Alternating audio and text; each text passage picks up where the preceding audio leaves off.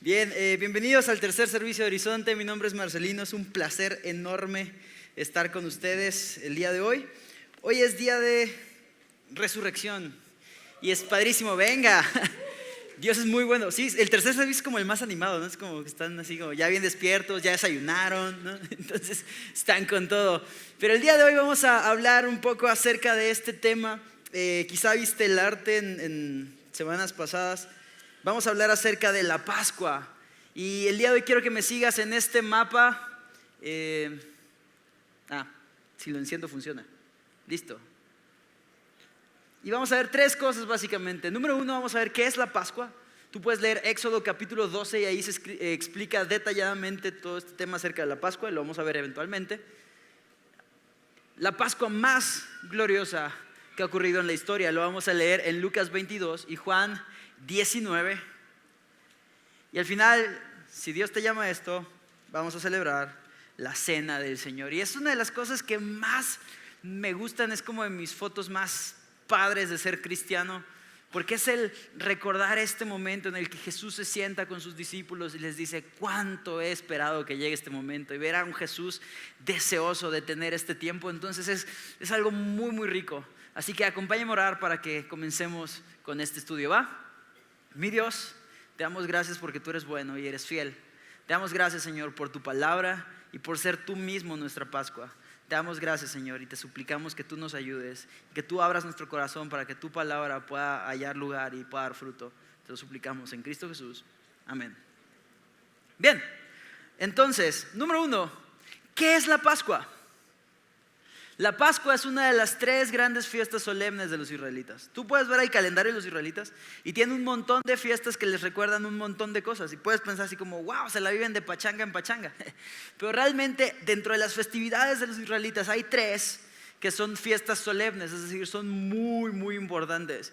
Y dentro de las cuales Éxodo, Levítico y Números, también Deuteronomio, por ahí hablan de que todo varón, todo hombre israelita tenía que venir al templo en ese momento y congregarse y reunirse para una de estas tres fiestas. Y las fiestas son estas. Número uno, la Pascua, que era en el mes de Nisan, lo que en nuestro calendario sería mediados de marzo y abril, más o menos las fechas en las que estamos. En la cual durante cierto tiempo ellos iban a tener con ellos un corderito que eventualmente iban a sacrificar. Esto para conmemorar lo que Dios hizo en Éxodo cuando los saca de Egipto mediante esta plaga de la muerte de los primogénitos. Y vas a ver ahí también van a celebrar el tema de los panes sin levadura y más cosas, ¿no? Después sigue la fiesta del Pentecostés. Ahora, esta palabra Pentecostés es como medio rimbombante, ¿no? Pentecostés. Y de hecho, como hay una denominación como tal, pentecostal, a veces se hace como confusión, como qué significa, pero realmente Pentecostés no significa otra cosa más que quincuagésimo, porque es una fiesta que literalmente se hace 50 días después de la fiesta de las primicias, que está incluida ahí dentro de la Pascua. También es conocida como la fiesta de las semanas, se hace 7 semanas después e inaugura como el tema de la cosecha y más temas, ¿no? Y después está la fiesta de los tabernáculos o fiesta de las trompetas. Esta fiesta era en el mes de Tisri para ellos, para nosotros más o menos septiembre, octubre, que es en la cual ellos recordaban el tiempo que habían estado en el desierto habitando en tiendas y cómo Dios les había sustentado durante todo ese tiempo, ¿no? Entonces, esto es básicamente la festividad de la Pascua. Pero ¿qué tiene que ver con nosotros? Probablemente tú estás como, está padre, pero yo soy mexicano, o sea, qué chido que los israelitas tengan su calendario y sus fiestas, pero pues no aplican el mío, ¿no? Pero realmente vamos a ver hoy que aplica mucho más de lo que muchas veces pensamos y que tiene un peso muy importante para nuestras vidas.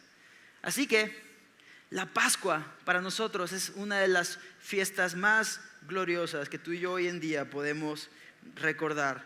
Acompáñenme por favor a Lucas capítulo 22 y vamos a leer del 1 al 6 y vamos a ir explicando y vamos a ir viendo qué es lo que Dios quiere enseñarnos en este libro. Lucas capítulo 22.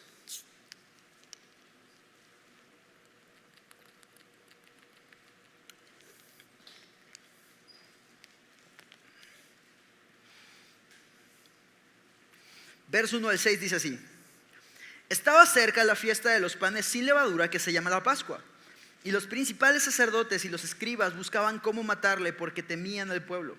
Y entró Satanás en Judas por sobrenombre Iscariote, el cual era uno del número de los 12. Y este fue y habló con los principales sacerdotes y con los jefes de la guardia de cómo se lo entregaría. Ellos se alegraron y convinieron en darle dinero. Y él se comprometió y buscaba una oportunidad para entregárselo a espaldas del pueblo.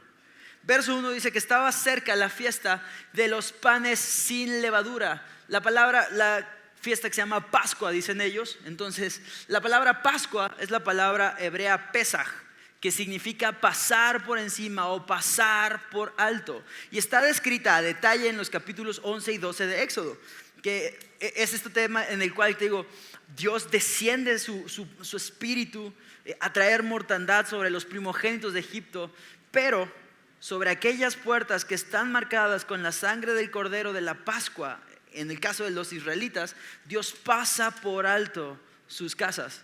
Entonces ves esta festividad que está por festejarse y uno diría, no, pues qué padre, de seguro todo el mundo está así con un corazón de buscar a Dios y de ser humilde, y ay, qué padre, qué buena onda que la Pascua. Pero no es esto. Realmente ves que los principales sacerdotes y escribas están buscando una oportunidad de matar a Jesús, de deshacerse de él.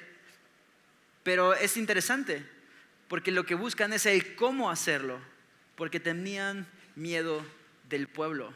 Desde los capítulos anteriores, de hecho si tú ves el Evangelio de Marcos, desde el capítulo 3, ellos ya habían decidido que no querían tener nada que ver con Jesús. Querían hacer complot para poder deshacerse de él. Porque en cierto sentido Jesús estorbaba a sus planes y a sus propósitos, a su corrupción, a su manera de enseñar, que no era de acuerdo a lo que Dios quería. Entonces ves que ellos toman esta decisión en su corazón de que querían deshacerse de Jesús. El tema realmente era cómo y cuándo. ¿Por qué? Porque como te dije, durante esta festividad de la Pascua había mucha gente que se reunía en el templo. Es decir, la ciudad estaba repleta de gente que había venido de fuera a celebrar la Pascua. Y muchas de las personas que estaban allí respetaban a Jesús y amaban a Jesús y le consideraban un verdadero profeta. Entonces, realmente estos hombres religiosos no es como que tenían temor de Dios, tenían temor del pueblo. Ellos tenían temor de lo que mencionan Marcos y Mateo, de que se hiciera un alboroto, que se hiciera como una revuelta por causa de lo que ellos querían hacer. Esto que te dije. Después vemos en el verso 3 al verso 6 que Satanás entra en el corazón de Judas. Y es interesante porque alrededor de eso se ha hablado mucho, se han hecho hasta películas en las cuales se habla de que Judas es como una especie de mártir y ay pobrecito, es que Satanás entró en su corazón, es que no fue Judas, es que fue Satanás. Y tienes estas denominaciones que hablan de un espíritu de tal y un espíritu del otro. Y es como, es que tiene un espíritu de fornicación, es que tiene un espíritu de mentira, es que tiene un espíritu de tal. Entonces como yo no soy mentiroso, es un espíritu de mentira. Yo no soy fornicario, es un espíritu de fornicación. Y como en cierto sentido quita la responsabilidad al hombre, pero realmente esto no es así. Vas a ver que Judas toma pasos bien concretos y ha tomado decisiones en su corazón que eventualmente lo van a llevar a este punto de abrir su corazón a Satanás. Pero realmente no es un asunto como de, ay pobrecito, qué mártir. ¿Sabes? Puedes descansar en esto. Dios es bueno, Dios es fiel, Dios es justo, Dios es sabio. Dios permite un Judas en la vida de Jesús también para mostrarnos el carácter perfecto y misericordioso de Jesús en cómo Él responde cuando alguien cercano le traiciona. Y vas a ver más elementos alrededor de la vida de Judas. Pero hasta aquí lo que quiero que veas es que a él lo que le mueve realmente es un corazón ambicioso y codicioso. Y puedes ver que al final del día, el enemigo final no es Judas, es Satanás. Si había alguien en este punto de la historia que quería deshacerse de Jesús, no eran los religiosos, no era Judas, siempre ha sido Satanás. Y esto es bien grueso porque es muy muy triste pensar en que Judas mordió el anzuelo de una de las cartas más comunes de Satanás. Un hombre que caminó con Jesús, que le vio haciendo milagros, que fue provisto por él, que fue alimentado por él, que fue cuidado por él, que estuvo ahí de cerca mordiendo un anzuelo bien básico. Que Satanás le ofrezca lo que él ya tiene en Jesús pero sin Jesús. ¿Por qué te digo esto? Porque puedes ver que él va con los sacerdotes y conviene en recibir dinero a cambio de darles a Jesús. Pero Juan capítulo 13, verso 24 en adelante, me parece, menciona que de los 12 hombres de confianza que estaban con Jesús, el que manejaba las finanzas del ministerio era Judas. Es decir, Jesús le había dado la confianza como administra mi ministerio, pero Judas quería dinero para él y su corazón es movido por otra cosa. Ahora, tristemente también ves en la Biblia que Judas, siendo quien tenía la bolsa, sustraía de ella. Es decir, el cuate le robaba a Jesús, básicamente. ¿Tú crees que Jesús no sabía? Probablemente si tú y yo hubiésemos sido Jesús, lo agarras a cachetadas, no sé, haces algo así como tomar cartas tú mismo en el asunto. Pero es un Jesús misericordioso y paciente, probablemente esperando que Judas se arrepienta. Y ves a este Judas movido por su ambición. Y hay dos palabras en estos versículos que me llaman mucho la atención. La primera está en el verso 4, cuando dice, y fue y habló con los sacerdotes. Y la segunda está en el verso 6, que dice, y se comprometió y buscaba una oportunidad. Primero me llama la atención la palabra fue, porque esto nos muestra que para Judas hacer lo que quería hacer y lo que él había decidido, tenía que alejarse de Jesús. No podía hablar con los sacerdotes estando con Jesús, entonces se aleja de Jesús y él va hacia donde están estos sacerdotes y él ofrece a Jesús. Esto nos muestra, mis hermanos, que cuando tú y yo pecamos, esencialmente lo que estamos haciendo es alejarnos de Jesús. Y es triste, porque muchas veces cuando tú y yo pecamos pensamos que Jesús no está ahí, o que si nadie nos ve, Jesús no nos ve, o que si mantenemos algo en secreto, para Dios es secreto. Pero para Dios nada es secreto. Cuando tú y yo pecamos, Jesús está allí. El Espíritu está allí siendo contristado. Y eso es triste, porque somos tú y yo quienes decidimos alejarnos. Segunda cosa que me llama la atención es que dice, y se comprometió. Es decir, se puso la camiseta. Judas estaba bien dispuesto y bien decidido a lo que quería hacer. Y él buscaba una oportunidad para entrar. ¿Te imaginas la escena? O sea, como Jesús predicando, los discípulos ahí, algunos prestando atención, otros a lo mejor ahí medio mosqueando, porque es que eran medio distraídos. Pero Judas dentro de sí pensando, a ver a qué hora se calla este cuate para ir a entregarlo. Estaba buscando una oportunidad. Y es muy triste ver eso. Es muy triste que el corazón de Judas sea movido a tal modo de comprometerse con una causa contraria aquella a la que fue llamado. Sigamos leyendo. Verso 7 dice, llegó el día de los panes sin levadura, en el cual era necesario sacrificar el cordero de la Pascua. Esto es bien interesante. Acuérdate, hablamos de esta festividad de la Pascua, de todo lo que implica. Fíjate, acompáñame a leer Éxodo capítulo 12 y vamos a leer rápidamente del 1 al 14 para entender el contexto de esto que estamos viendo.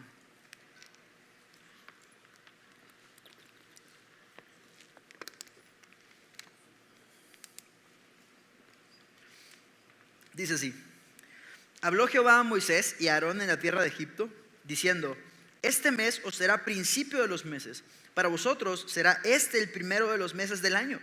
Hablad a toda la congregación de Israel, diciendo, en el 10 de este mes, tómese cada uno un cordero según las familias de los padres, un cordero por familia.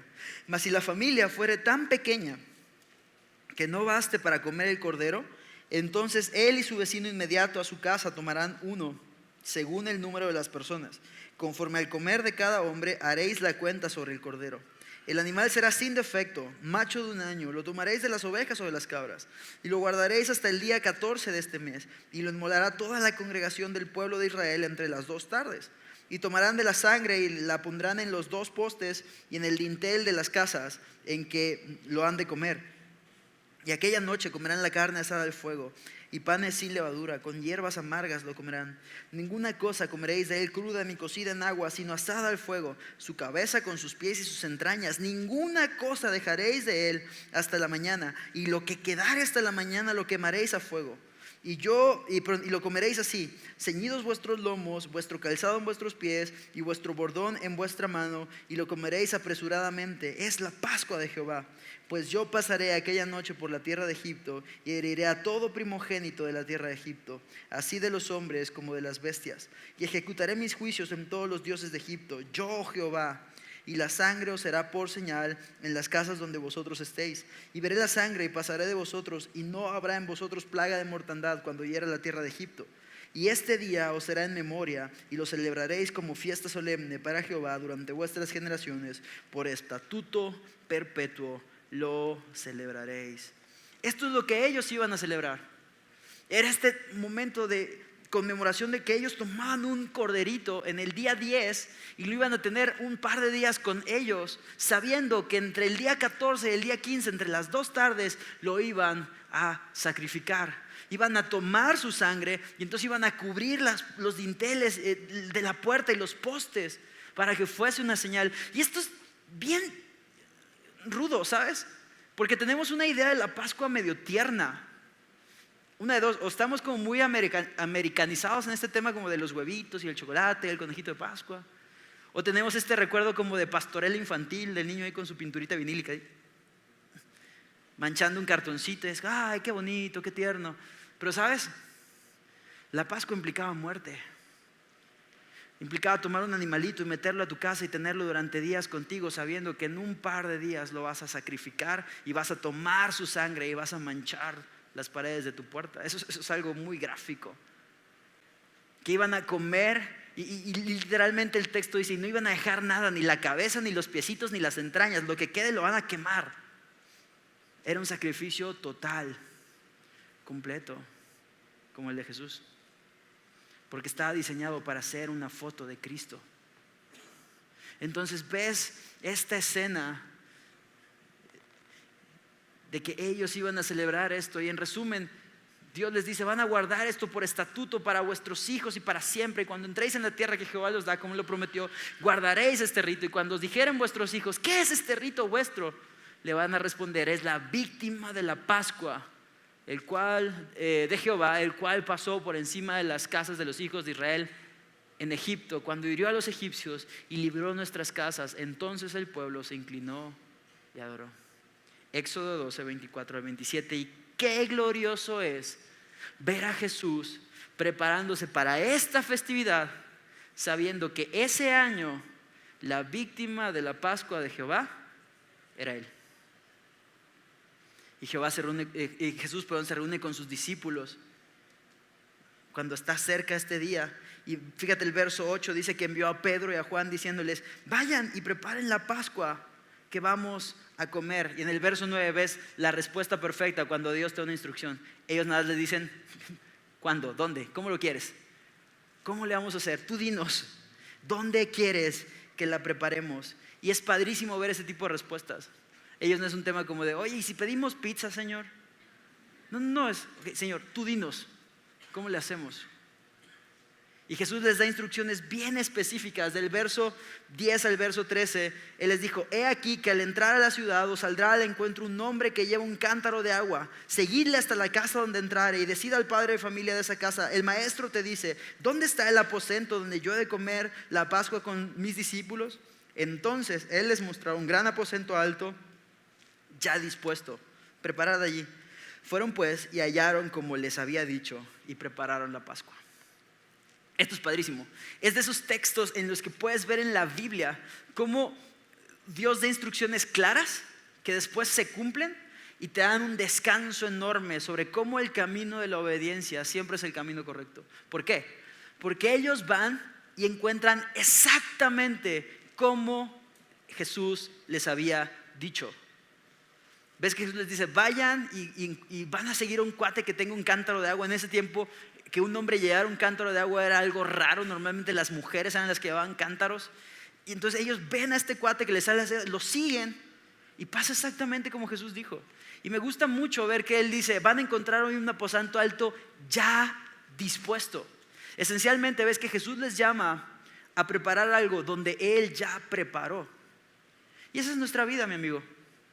Dios a ti y a mí nos llama a vivir en buenas obras que Él preparó de antemano para que anduviésemos en ellas. Efesios 2. Dios nos llama a vivir en santidad porque Él es santo. Dios nos llama a vivir y hacer cosas de cierta manera porque es Él quien nos da la capacidad de hacerlas. Es Él quien nos mueve a ese lugar donde Él quiere, a lo que Él desea. Y me gusta mucho ver cómo cuando tú sigues el camino de la obediencia vas a encontrar no otra cosa sino lo que Dios te ha dicho que vas a encontrar. Me encanta ver, por ejemplo, cuando van a la entrada triunfal y Jesús les dice: vayan y van a encontrar un pollino de asna y va a estar, nadie lo ha montado y está atado, desátenlo. Y si alguien te dice: oye, ¿por qué lo desatas?, le vas a decir: el maestro lo necesita. Y pasa exactamente así. Van y encuentran el pollino de asna atado que nadie había montado y llegan y les preguntan exactamente lo que Jesús había dicho y ellos responden y pasa tal cual como Jesús dijo. Porque mi amigo, repito, el camino de la obediencia es el camino en el que vamos a ver cómo su total control está en nuestras vidas. Cuando tú y yo nos disponemos a obedecerle y nos disponemos a hacer las cosas no a nuestra manera sino a su manera, vamos a ser sorprendidos siempre con esto: que Dios ya había preparado todo para que podamos obedecerle. Verso 14 y 15. Regresamos allá a Lucas 22. Dice: cuando era la hora, se sentó a la mesa y con él los apóstoles y les dijo: cuánto he deseado comer con vosotros esta Pascua antes de que padezca, porque os digo que no la comeré más hasta que se cumpla en el reino de Dios. Trata por un segundo de meterte en el contexto de todo lo que ya hablamos de Éxodo 12 sobre qué es la Pascua. ¿Tú te imaginas el tono de voz de Jesús en ese momento?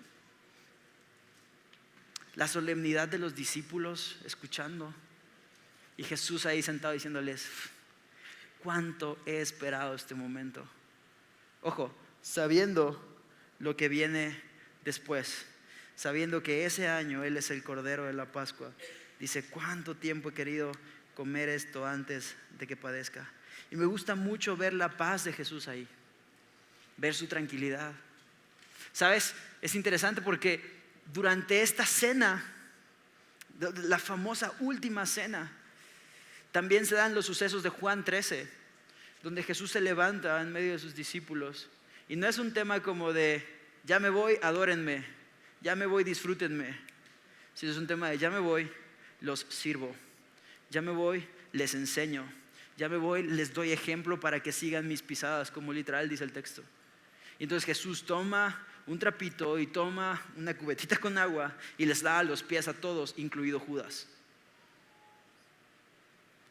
Y es esta escena de humildad, de servicio, de disposición de Jesús, sabiendo de dónde venía, sabiendo a dónde iba. Y aquí se inaugura la Santa Cena. Ves a Jesús en el verso 16 al 19 que Él les dice: les digo que no voy a comer más de esto hasta que se cumpla en el reino de Dios. Y habiendo tomado la copa, dio gracias y dijo: tomad esto y repartirlo entre vosotros, porque os digo que no beberé más del fruto de la vid hasta que el reino de Dios venga. Y tomó el pan y dio gracias y lo partió y les dio diciendo: este es mi cuerpo que por vosotros es dado, haced esto en memoria de mí. Entonces, cuando tú y yo participamos de la cena del Señor, realmente estamos recordándole a Él y estamos recordando su sacrificio, su disposición y lo que Él nos dejó. Pero más impresionante, me encanta pensar que Jesús dice: cuánto he querido comer esta Pascua antes de que padezca, porque les digo que no la voy a volver a comer hasta que se cumpla en el reino de los cielos. Y ahí es cuando dices: no seas payaso. Jesús, siendo el Rey del universo, teniendo acceso a todo, dice: hey, te espero para la cena. ¿Te imaginas eso? A lo mejor tú dices así como: no manches, a mí ni mi esposa me espera para la cena, ¿no? Pero sabes, Jesús en su gracia, Jesús en su misericordia dice: cuánto he esperado esto contigo. Y ves a Jesús con conocimiento pleno de lo que viene, amando a sus discípulos y de igual manera tomando la copa diciendo: ¿saben? Este es el nuevo pacto, este es el nuevo pacto en mi sangre que por vosotros se derrama. Y sabes, todo judío piadoso en aquel momento, cuando escuchaba nuevo pacto, tenía que tener en mente Jeremías 31:31, donde Dios les da una esperanza futura y una promesa de un nuevo pacto, porque ellos habían invalidado el anterior. Para nosotros, Esto suena como Hebreos capítulo 9 versos 11 al 15, donde se habla de que Jesús, siendo el sumo sacerdote perfecto, puede entrar una vez y para siempre y salvarnos perpetuamente. Que ya no hay necesidad de sacrificios constantes que se expiran o que tienen fecha de caducidad, porque Jesús no es un sacerdote que tenga que pedir perdón primero por sus pecados y entrar al lugar y después pedir perdón por el pueblo y después. Jesús, por cuanto es perfecto, una sola vez y para siempre fue justo y perfecto pago de Dios por nuestra maldad para poder salvarnos perpetuamente. De ahí que podemos descansar en que solamente en Cristo tú y yo tenemos esperanza de salvación, porque su sangre nos cubre. Y entonces Jesús, tal como con los israelitas en Egipto, nos ve a través de la sangre del Cordero y entonces puede perdonar nuestros pecados. Más adelante ves que Jesús dice: mas he aquí la mano del que me entrega está conmigo a la mesa. He aquí, a la verdad, el Hijo del Hombre va conforme está escrito, pero ay del hombre por quien es entregado.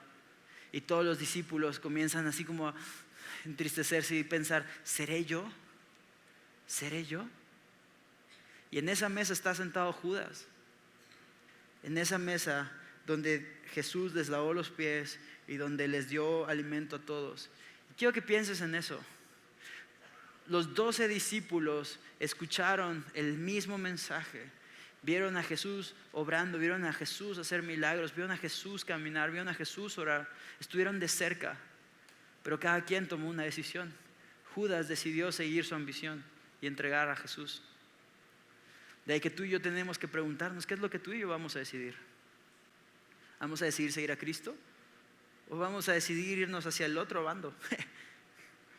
Ahora, si tú y yo continuáramos leyendo Lucas 22 y 23, que por cuestiones de tiempo no lo vamos a leer, te encontrarías escenas como Jesús orando en el Getsemaní, angustiado, sudando como gotas de sangre, y orando: Padre, si es posible, pasa de mí esta copa, pero no sea mi voluntad, sino la tuya. Te vas a encontrar a los discípulos todos dormilones ahí que no pudieron orar siquiera una hora. Te vas a encontrar a Judas, a quien Jesús mismo había llamado amigo, llegar y darle un beso en la mejilla para entregarlo delante de soldados romanos que lo van a llevar a un montón de juicios injustos, que lo van a azotar, lo van a golpear, lo van a llevar a casa del sumo sacerdote, lo van a llevar con Poncio Pilato, lo van a llevar con Herodes, lo van a traer de aquí para allá durante toda la madrugada, lo van a azotar sin razón.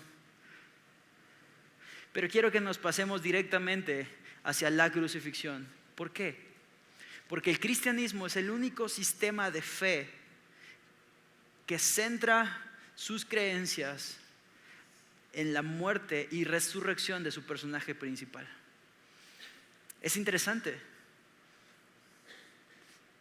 porque los demás sistemas de fe te pueden vender a un falso profeta o a un hombre o a un héroe que tú puedes visitar sus tumbas al día de hoy y siguen ahí. Pero en Cristo tú vas a encontrar una tumba vacía, porque ni siquiera la muerte pudo retenerlo. Entonces el cristianismo se basa en un Jesús que resucita y le da fe y le da sentido a todo, pero que para esto pasa por la cruz, por un momento amargo, doloroso y cruel. Y sabes, la Biblia habla un montón acerca del mensaje de la cruz. De hecho, los 4 evangelios dedican espacio y tiempo a hablar acerca de esto. Tú puedes leer Mateo 27, Marcos 15, Juan 19, Lucas 23 y hablan acerca de la crucifixión de Cristo.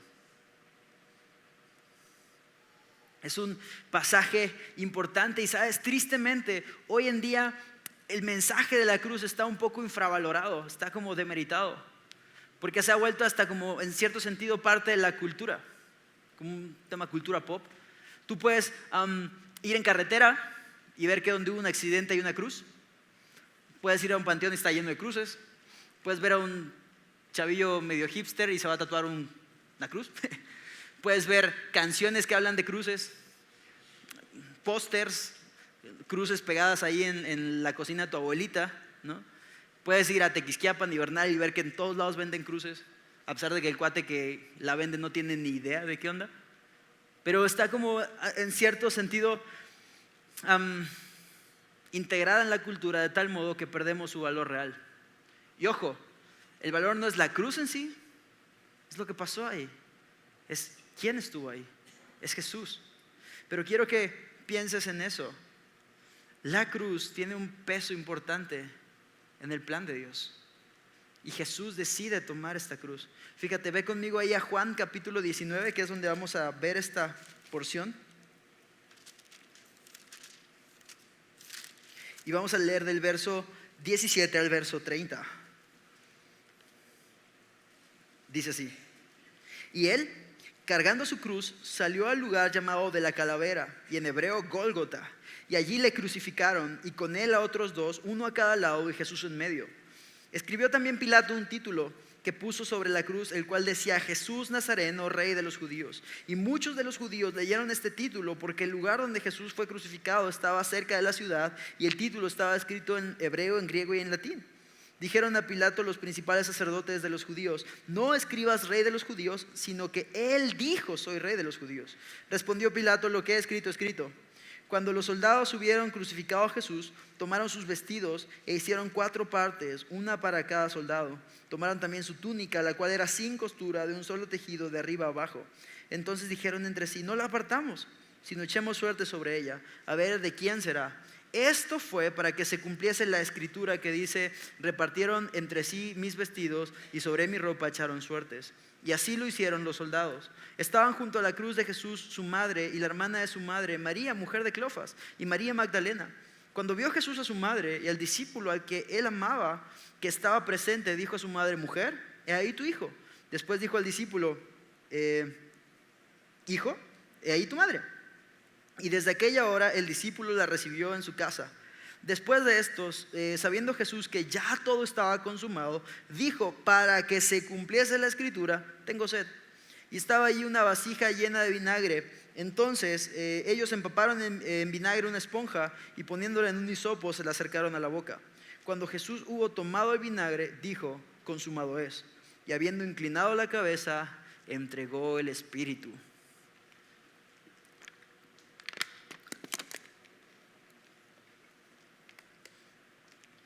Para este punto, como te decía hace un momento, Jesús ha sido llevado de casa en casa, a casa de sumo sacerdote, a casa de Poncio Pilato, fue llevado con Herodes, ha sido enjuiciado, ha sido azotado, ha sido maltratado, físicamente está exhausto, no ha dormido. Y entonces Jesús toma su cruz y va en esta vía dolosa hacia el monte de la calavera, donde ha de ser crucificado. Es interesante porque los pasajes paralelos en Mateo, Marcos y Lucas mencionan a otro hombre llamado Simón de Cirene, un hombre que había ido a estas festividades, como te había dicho. Al inicio era una fiesta solemne al que todos los hombres iban. Entonces había muchas personas que habían venido de viaje para pasar las Pascuas, y Simón de Cirene está ahí, en este viaje, yendo a pasar la Pascua. Y es interesante porque cuando tú planeas un viaje, lo último que tú planeas es cargar la cruz de un hombre condenado. Y sin embargo, ves este detalle de que Simón es obligado a llevar la cruz de Cristo porque Jesús está muy débil físicamente. Y es interesante que se mencione esa palabra, es obligado. Porque nadie, excepto Jesús, toma una cruz de forma voluntaria. Pero lo que es interesante es que Marcos capítulo 15 menciona a este hombre y menciona los nombres de sus hijos: Alejandro y Rufo. Rufo, que de hecho es también mencionado en Romanos capítulo 16. Y es interesante que se mencionen estos nombres, porque probablemente mucha de la gente a la que iba dirigida la carta originalmente en la época en la que se escribió, ubicaba a estas personas por nombre, porque eran cristianos. Y es muy interesante que se recuerde a este hombre, Simón de Cirene, y que se recuerde y se registre que sus hijos eran cristianos, porque es muy probablemente este suceso lo que marcó su vida, de tal modo que él se rinde a Cristo. ¿Sabes? O sea, imagínate esto: cuando tú y yo salimos de viaje, normalmente tomamos fotos, ¿estás de acuerdo? Y guardas estas fotos y cuentas las historias 80,000 millones de veces, ¿no? Y cuando has ido a casa de tu abuelita y sacas las fotos de su viaje en 1900 no sé cuánto, cuando fue a la playa de Veracruz, cuando estaba limpia. Yo soy de Veracruz, ojo, para que nadie se ofenda. Pero entonces, y te cuenta la historia, ¿no? ¿Tú te imaginas las historias que contaría este hombre regresando de su viaje? Ayer, con unos amigos muy queridos, fuimos a Tequisquiapan y era padre porque era el primer viaje de su hija, ¿no? Así chiquitita, de un año y cachito. Y era como, que no juegues, Isabela va a salir a carretera y vamos a tomar una foto porque, en 20 años nos vamos a acordar y cuando ella crezca y no sé qué, y los tíos y la. Y tenemos historias. ¿Tú te imaginas las historias de este hombre? No juegues. Fui a la Pascua y pasó Jesús delante de mí y un soldado me hizo llevar su cruz y vi su mirada compasiva. Y vi a Jesús como era la expresión del amor y su cuerpo deshecho y su cuerpo físicamente agotado y exhausto, y con todo y eso no abrió su boca y fue llevado como corderito al matadero y no se quejó. Y lejos de maldecirlos y lejos de empezar a decir de cosas, fue manso, fue humilde, se hizo obediente hasta la muerte y muerte de cruz. ¿Tú te imaginas lo que este hombre recordaba de este viaje?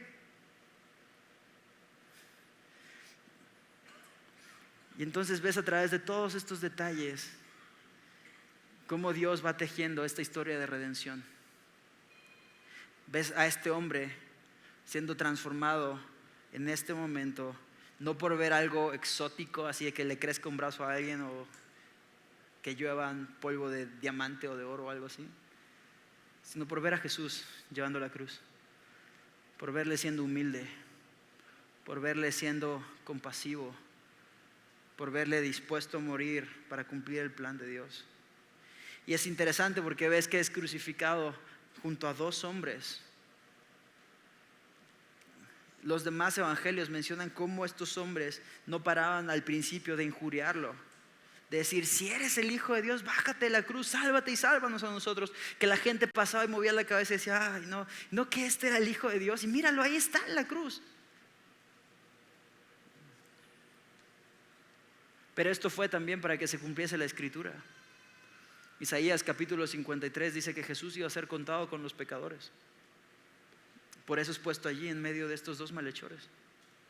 Y es interesante porque los evangelios registran que uno de estos hombres se arrepiente y que le dice al otro, tú y yo la verdad estamos aquí porque lo merecemos, pero este hombre ningún mal ha hecho, ni aún en la misma condenación temes tú. Entonces como agarra la onda. Y ves que cuando este hombre que había estado injuriando y este hombre que había estado poniendo en duda la identidad de Jesús, cuando él se arrepiente, Jesús no le echa fuera. Jesús le dice, hoy mismo tú vas a estar en el paraíso conmigo. Y deja tú el paraíso, vas a estar conmigo. Mi amigo, cuando tú y yo comprendemos este mensaje, cuando tú y yo comprendemos este amor, ¿sabes? Cuando venimos en arrepentimiento y fe, Jesús no nos va a echar fuera. Jesús va a tomar nuestra vida y la va a transformar. Pero es interesante, porque ves esto que te digo, si eres el Hijo de Dios, bájate de la cruz. Y estas palabras, si eres el Hijo de Dios, son muy interesantes. ¿Sabes quién fue el primero que las dijo? Satanás. Lucas capítulo 4, verso 3. Si eres el Hijo de Dios, haz que estas piedras se conviertan en pan. Satanás es el primero que pone en duda la identidad de Jesús. Y es impresionante esto porque, ¿sabes? Tristemente muchas veces nosotros hacemos esto. Señor, si eres el Hijo de Dios, haz tal o cual. Si de verdad eres Dios, haz que el otro aquello. Si de verdad existes, no sé qué. Y ¿sabes? Cuando tú y yo estamos cuestionando de esta forma, no nos estamos pareciendo a Jesús. De hecho es más bien hacia el otro bando. Y la gente lo veía, ¿no? Y es como, si eres el Hijo de Dios, pruébalo, baja de la cruz. Ahora, ambos ladrones estuvieron ahí al mismo tiempo con Jesús. Y cada uno tomó una decisión. Repito la pregunta, ¿qué vas a decidir tú? El verso 18 de Juan 19 nos habla sobre el título que Pilato puso encima de él, el Rey de los Judíos. Y que este título fue visto por muchos y que estaba en hebreo, en latín y en griego. Y esto es importante, ¿sabes? Porque la cruz no era solamente un mecanismo de muerte. Era un mecanismo de humillación pública. Era declarar una sentencia, era poner un precedente. No te metas con Roma. Si tú haces esto, vas a terminar como este hombre. Y es interesante porque a pesar de eso, tú puedes ver que los principales sacerdotes, aún en el último momento, están intentando demeritar la deidad y la persona de Jesús. Y le dicen, no le pongas que es el rey de los judíos. Ponle, él dijo que es. Y Pilato los manda a volar. Es como, ¿sabes? Lo que escribí. Verso 23. Puedes ver que los soldados, una vez que lo crucificaron, le quitan la ropa y la rasgan y se la reparten. Y es interesante, o sea, imagínate un soldado romano peleándose por un pedacito de tela, tomando un souvenir de Jesús. Y después toman la túnica y ven que es sin costura y que es valiosa y dicen, no, vamos a echar suertes, vamos a echar un volado a ver quién se la queda. Pero esto también la Biblia dice que es para que se cumpla la escritura, lo que estaba escrito en Salmo 22, que repartieron entre sí sus vestidos y sobre su ropa echaron suertes. Imagínate todo este tiempo. La neta es que todo esto ha sido injusto. Todo esto ha sido cruel. Jesús ha sido humillado. Probablemente está físicamente exhausto y deshecho. Y ¿sabes qué tendría Jesús que decir ante todo esto que está pasando y a que le quiten incluso la ropa? Probablemente, yo sé un par de cosas que yo hubiera dicho. Pero ¿qué es lo que dice Jesús? Lucas, capítulo 23, verso 34 nos da la respuesta de Jesús. Jesús dice, Padre, perdónalos porque no saben lo que hacen. Jesús está siendo coherente con su mensaje aún hasta el último momento. ¿Te acuerdas del Sermón del Monte? Cuando Jesús predicó que ames a tus enemigos, que los bendigas, que los perdones. Es exactamente lo que Jesús está haciendo. Padre, perdónalos. Está orando por ellos. No saben lo que hacen. Y ves a Jesús en ese momento siendo la máxima expresión del amor. Ves a Jesús entregándose 100%, entregando incluso hasta la ropa. Y esto me llama muchísimo la atención, porque veías en Éxodo al corderito como todo lo que quedara tenía que ser quemado porque era una entrega total. Y ves a Jesús entregando todo lo que Él es, para que tú y yo podamos entregar hoy nuestra vida por completo, para que tú y yo no seamos absurdos con este tema de Dios, te entrego mi domingo, pero porfa no te metas con mi negocio. Te entrego 2 horas el miércoles, pero porfa no te metas con mis relaciones. Ok, voy a levantar las manos, voy a adorar, voy a cantar, pero porfa no te metas con mi adicción, no te metas con esto. Jesús no hizo eso. Sería horrible. ¿Te imaginas que Jesús nos hubiese dado un perdón selectivo? Ok, te voy a perdonar estos 3 pecados, pero te dejo estos para que te condenes. Estaría súper gacho. Y Jesús no hizo eso. Jesús se entregó por completo. Para que tú y yo no tengamos te entrego por, pero tal. Verso 25 nos dice que estaban ahí al pie de la cruz María, la madre de Jesús, y más mujeres, y estaba Juan.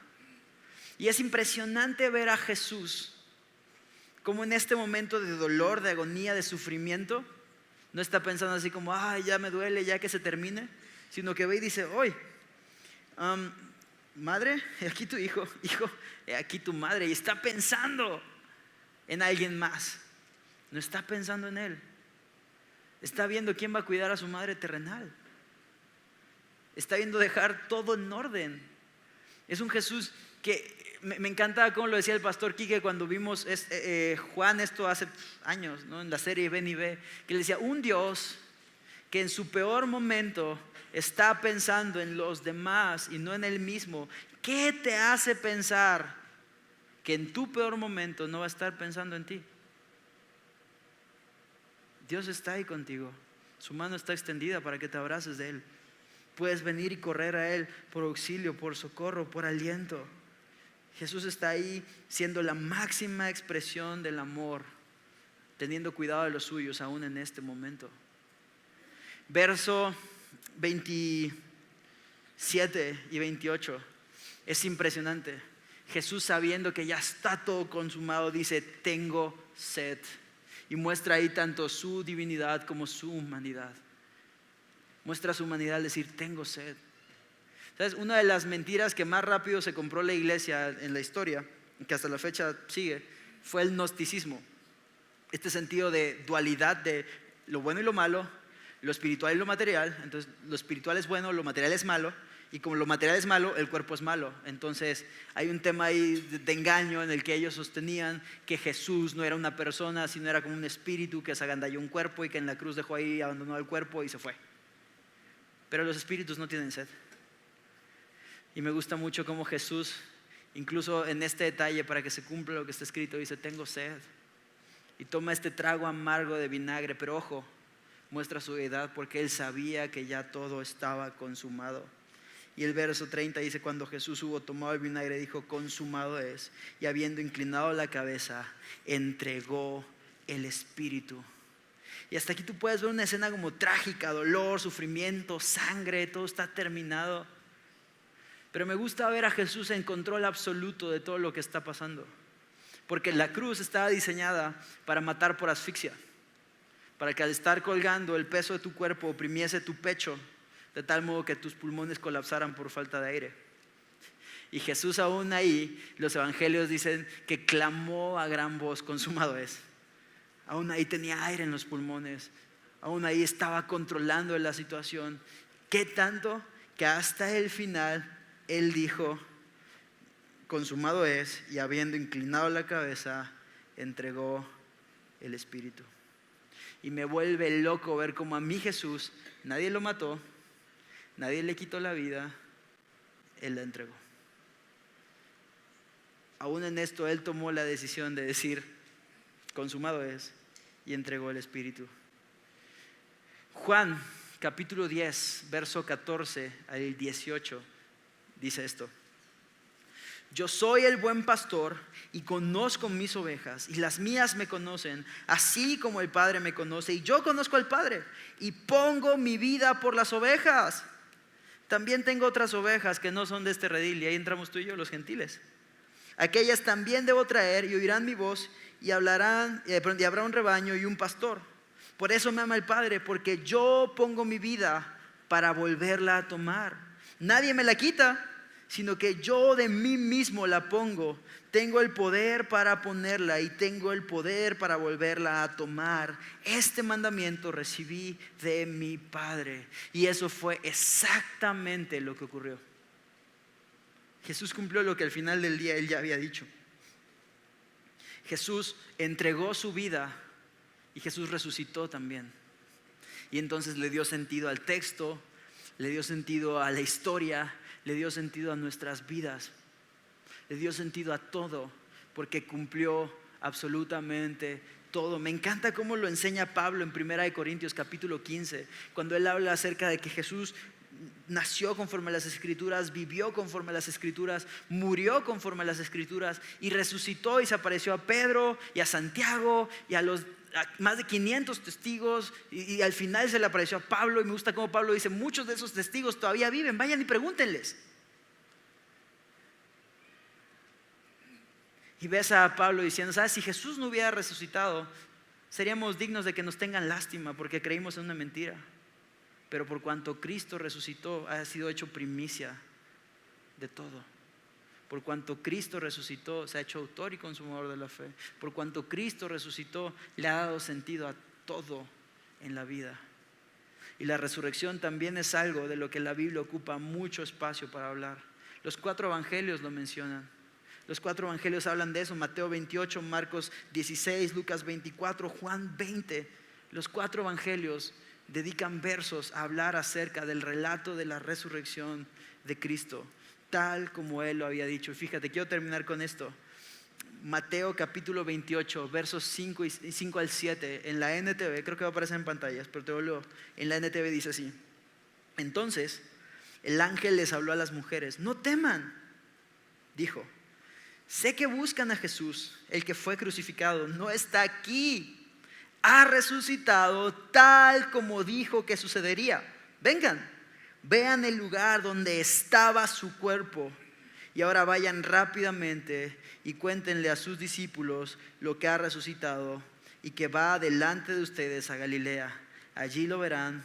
Recuerden lo que les he dicho. Le voy a pedir a los de la alabanza que pasen y a los anfitriones también que pasen con los elementos de la Santa Cena. Y quiero explicarte lo que va a pasar acá.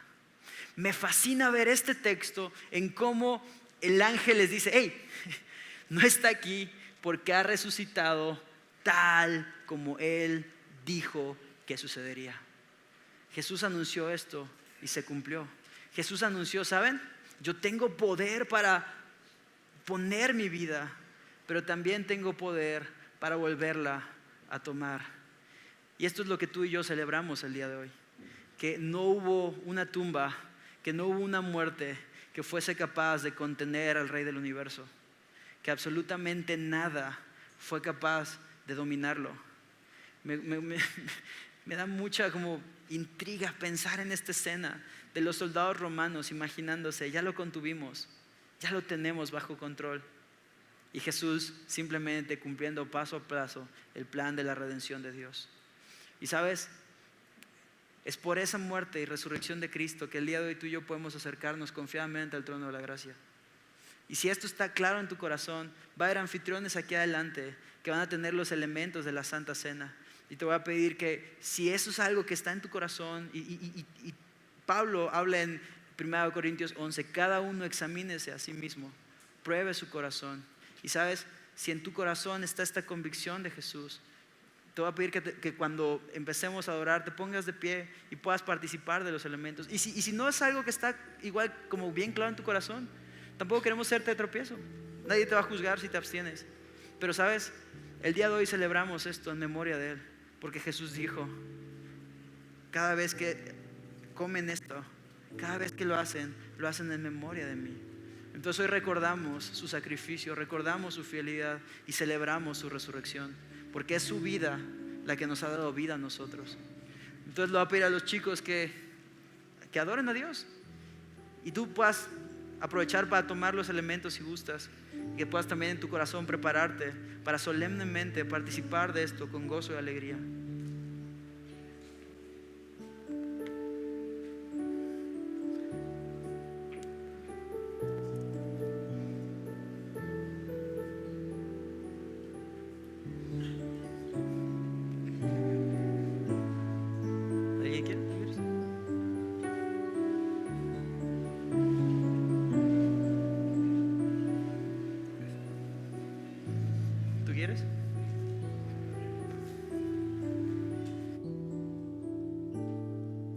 Ayúdame a cantar esto.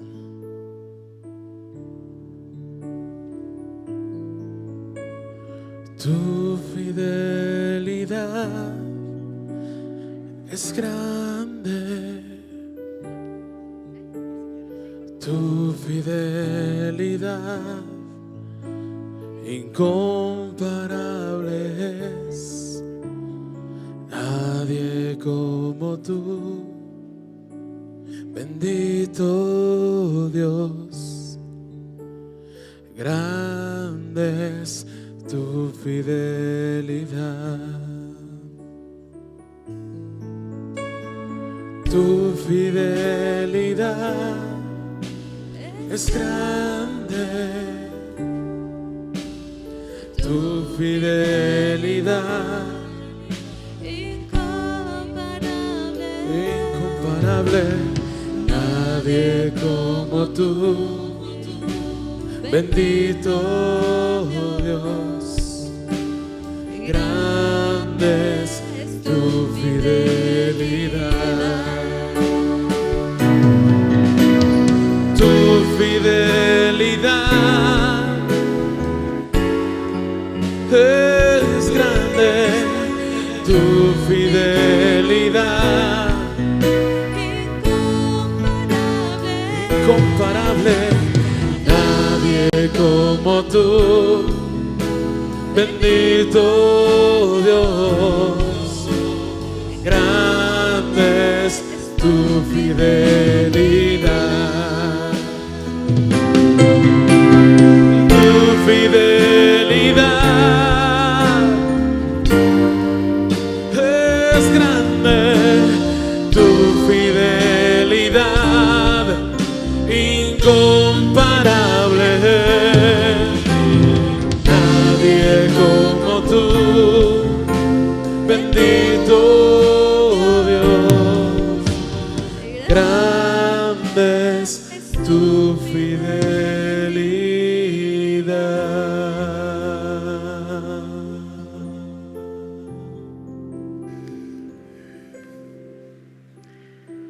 con todo lo que tenemos en mente de lo que acabamos de estudiar, fíjate nuevamente en lo que Jesús le dijo a sus discípulos.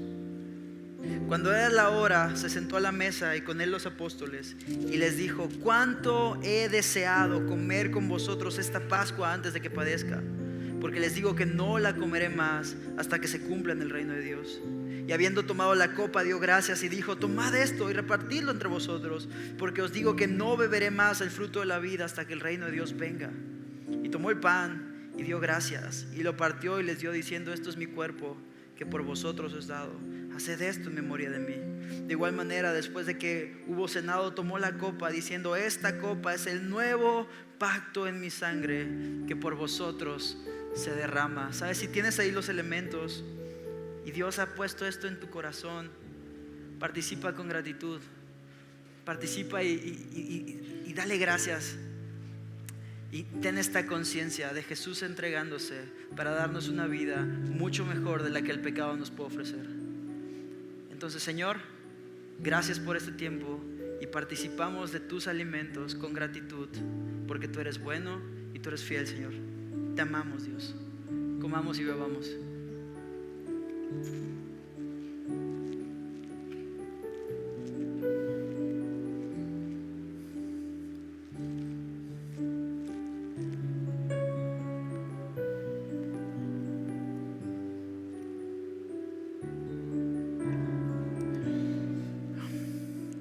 Y Dios, gracias, Señor, por entregarte aquel día. Gracias, Señor, por hoy en día continuar haciendo una obra de perdón y santificación en nosotros. Gracias, Señor, porque no nos has dejado solos. Y te ruego que tu Espíritu nos fortalezca para vivir como es digno del sacrificio que tú has hecho, para cumplir tu palabra y vivir para aquel que murió por todos nosotros. Te lo rogamos, Señor. Ayúdanos, en tu nombre oramos, Dios. Amén.